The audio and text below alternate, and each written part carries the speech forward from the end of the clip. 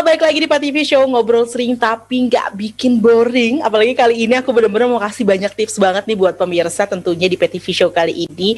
Karena siapa sih yang nggak mau sukses begitu kan? Tapi semua orang ingin sukses, berhasil mewujudkan mimpi-mimpinya ini di usia-usia muda, rentang 20 sampai dengan 30. Yang mana mungkin di zaman dahulu begitu ya, kita lihat ini masih usia-usia yang masih menikmati main-main gitu, atau bahkan kita juga mulai terlalaikan dengan aktivitas bermain-main. Tapi tidak, untuk kali ini saya juga sudah melihat pemirsa banyak sekali anak muda yang berhasil mewujudkan mimpi mereka di usia muda, dan tentunya ini menjadi motivasi tersendiri untuk saya pribadi, dan semoga juga bisa menjadi motivasi juga nih untuk pemirsa. Karena tadi satu tipsnya adalah bagaimana ingin membangun usaha. Pertama adalah kita harus bisa mengidentifikasi masalah. Ketika masalah itu kita temui, maka kita akan bersiap lagi untuk merencanakan solusinya. Apakah benar demikian? Kita sambung lagi bersama dengan Kak Andi.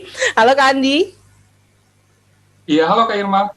Oke, tadi ada satu tips tuh kamu sampaikan ya. Nextnya aku mau tahu lagi dong, ketika kamu kemudian berjualan gitu ya, namanya katanya orang usaha itu nggak ada yang baik-baik aja, mulus-mulus aja, laku terus gitu ya.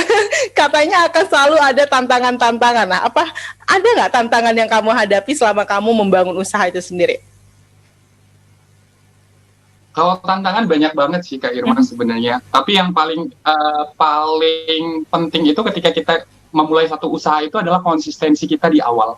Kalau kita udah bisa konsisten dengan apapun yang akan terjadi ke depannya, niscaya sih aku rasa itu nggak bakalan membuat kita jadi orang yang tipikal pantang menyerah gitu, yang gampang banget untuk menyerah, malahan jadi orang yang memang benar-benar survive-nya tuh bagus banget gitu.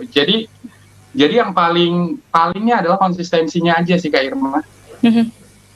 Jadi harus konsisten begitu ya, karena sebelum kita mulai usaha juga kita harus punya target, harus punya tujuan gitu ya. Jangan cuma ikutin tren yang ada saat ini, ya udah deh ikutan deh jadi pengusaha gitu, iseng-iseng deh, nggak bisa kayak gitu ya. Semuanya benar-benar harus by plan, direncanakan.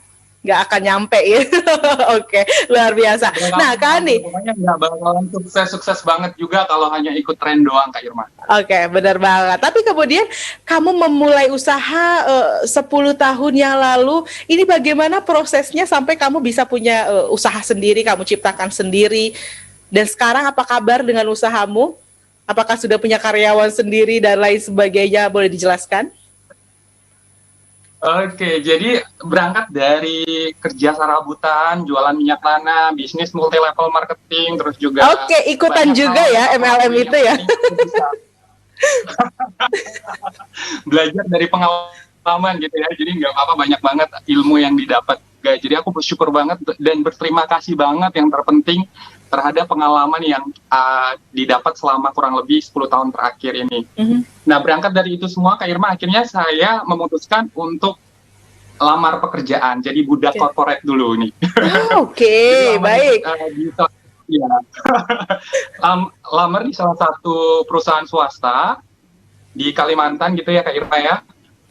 Dan akhirnya di sana aku jadi marketing juga, lagi-lagi aku tetap jadi marketing posisinya. Nah, selama jadi marketing itu, alhamdulillah karena memang targetnya tercapai dengan baik, terus juga memang selama aku kerja juga menunjukkan prestasi kerja yang bagus, akhirnya aku diangkat menjadi manajer marketing gitu loh Kak Irma.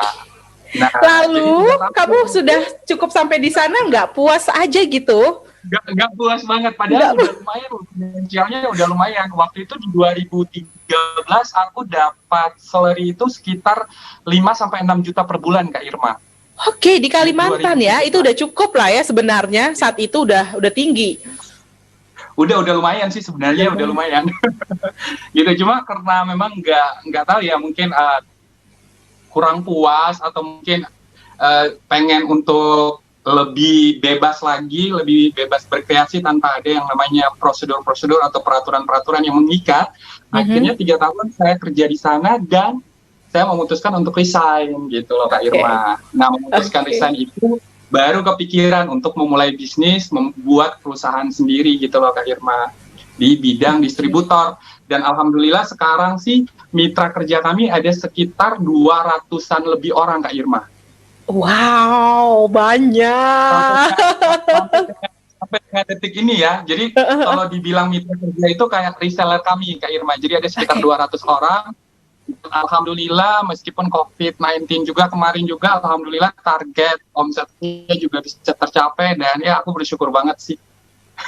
Oke, ini sepertinya kondisi seperti ini tidak jadi halangan yang besar begitu ya untuk Kak Andi dan juga tim. Tapi tadi Kak Andi sampaikan bahwa sempat menjadi budak korporat itu bekerja pada satu perusahaan yang aku pikir bukan sekedar bekerja tapi melatih kemudian juga belajar begitu ya, belajar yang dibayar itu gitu ya. Jadi sebenarnya ketika kita bekerja itu bukan satu hal yang gagal, tapi kita bisa memaknainya sebagai tempat kita untuk belajar, melatih diri, untuk kita siap kemudian nanti selanjutnya bisa memberikan pengalaman kepada rekan-rekan kita di bisnis yang nanti kita bangun gitu ya Kak Andi ya. Tapi menjadi seorang marketing, nampaknya itu menjadi satu pekerjaan yang mungkin saat ini pun masih banyak orang yang diterima, tapi tidak banyak orang yang bisa bertahan. Nah, bagaimana nih tips dari Kak Andi?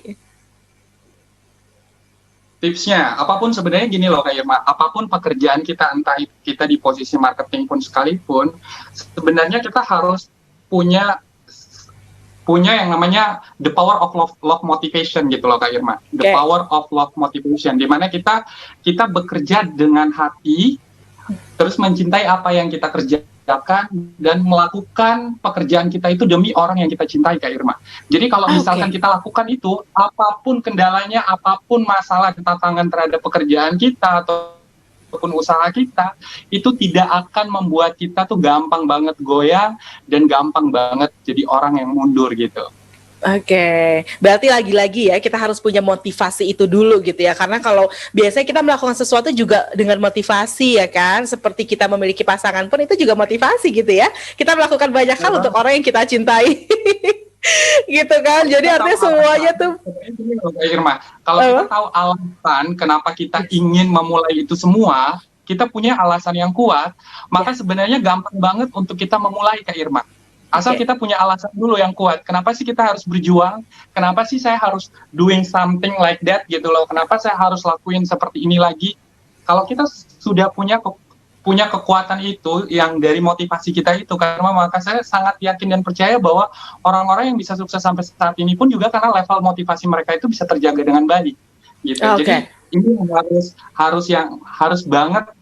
Siapapun yang ingin memulai bisnis, siapapun yang ingin melakukan pekerjaannya dengan senang hati, memang harus cintai dulu pekerjaannya gitu. Iya, betul sekali. Karena bicara tentang bisnis sendiri nih pemirsa nih, kalau ada pemirsa yang ingin membangun bisnis ya, jangan pikirkan bisa secara instan gitu ya, karena semuanya itu benar-benar butuh proses. Apalagi untuk waktu-waktu awal yang mana kita kerap kali masih ya jatuh bangun, kita seperti masih melakukan riset terhadap bisnis kita sendiri, tentunya akan banyak sekali tantangan. So kita punya motivasi itu adalah satu hal yang harus kita bangun dulu. Jadi mental kita juga harus siap nih pemirsa ya, ketika kita ingin membangun sebuah bisnis, karena tidak ada sesuatu yang bisa berjalan dengan mulus, semuanya harus by proses gitu ya. Jadi jangan mimpi-mimpi punya bisnis sekali bangun berhasil sukses gitu ya, tanpa adanya perjuangan sebelumnya, karena sesuatu itu bisa kita raih kalau kita berjuang dengan sungguh-sungguh seperti Kak Andi ini. Tapi tadi Kak Andi, kita udah punya motivasi nih, aku pribadi mungkin juga punya motivasi bahwa ya saya ingin bahagiakan orang tua, membahagiakan keluarga, bisa mandiri secara finansial juga gitu untuk saya pribadi dan juga keluarga saya kelak gitu kan. Tapi tipsnya kalau kita ingin sampai bisa dealing sama orang, pendekatannya, ini ada ilmu-ilmu khusus nggak, ada trik-trik khusus nggak nih Kak Andi? Sebenarnya si bonding ya, lebih tepatnya bonding, kita memperkenal diri kita juga, branding diri kita juga Kak Irma. Terus juga kalau aku pribadi sih, aku biasanya sering branding diri Kak Irma. Saya sering branding diri. Setiap kali ada momen ketemu sama siapapun itu, aku selalu kenalin diri aku. Terus juga aku kerjanya apa, terus usaha aku apa gitu kan. Kalau perlu aku tinggalin kartu nama gitu Kak Irma. Jadi suatu saat nanti ketika mereka memang membutuhkan produk-produk yang aku tawarkan pun juga yang akan mereka pikirkan pertama kali itu yang terlintas di otaknya adalah aku gitu loh Kak Irma.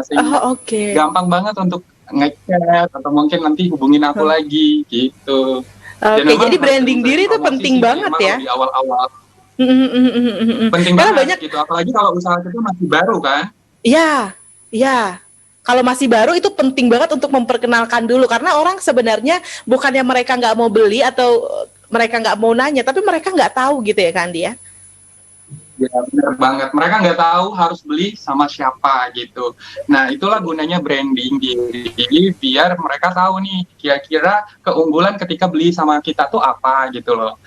Seperti bagaimana, sehingga akhirnya kalau semua itu sudah kita lakuin di awal, maka tinggal kita menjaga aja, menjaga komunikasi dengan para konsumen-konsumen kita yang kemarin, sehingga mereka bisa melakukan yang namanya repeat order lagi, Kak Irma. Akhirnya jadi customer yang loyal gitu sama produk-produk kita gitu, dari usaha kita pastinya ya. Oke, nampaknya ini jadi satu hal yang banyak orang tidak lakukan gitu ya, karena banyak rasa kekhawatiran, rasa takut untuk memperkenalkan produknya, karena dianggap aduh takutnya produknya ini bukan produk yang dicari orang, atau produknya nggak bagus-bagus amat, atau hal-hal yang lainnya. Nah, bagaimana sih kemudian seorang Kak Andi bisa meminimalisir rasa takut, takut kecewa, takut ditolak, pokoknya rasa-rasa takut yang lainnya deh. Nah, pemirsa, kita akan temukan jawabannya usai jeda, tetaplah bersama kami.